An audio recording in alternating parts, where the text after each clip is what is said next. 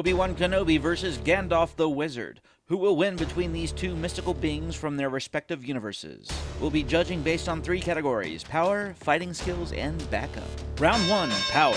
Obi-Wan wields the wonderful thing called the Force, the invisible thing where you're one with everything. You can do some cool stuff like make grappling hooks grapple and run really fast and lift apples. But Obi-Wan's true power resides in his luscious beard that's only gotten better with age. I mean, look at it. He looks glorious. In the Star Wars universe, though, when it comes to the Force, Obi-Wan was never the big gun compared to the likes of Yoda or the Emperor himself, playing second fiddle up until his death from Vader.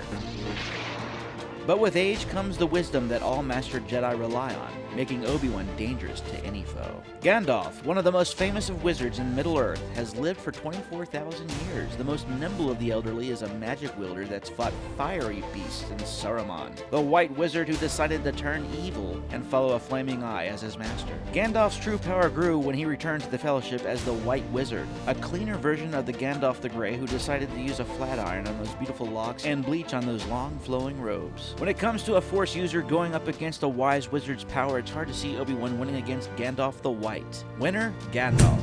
Round 2, fighting skills. Obi-Wan has fought some of the worst villains in the Star Wars universe: Cad Bane, Jango Fett, General Grievous, Darth Vader, and Saruman. I mean, Count Dooku? He's shown skill with his lightsabers against these foes, but he's lost twice against the likes of Dooku and Vader. But we shan't forget the battle with Maul, which ended horribly for the horny dude, both times. Gandalf, on the other hand, has fought the likes of orcs, armies of them that would make anyone crap their pants, or dress, depending on what you're wearing. For such an old man, it's surprising to see how quick he is on his toes, fighting the enemy with a pretty stick and sword. The only problem is, if Gandalf were to fight somebody with a lightsaber, I don't think the stick and sword would have a chance against something that cuts through several feet of metal. Winner, Obi-Wan. Round 3, backup.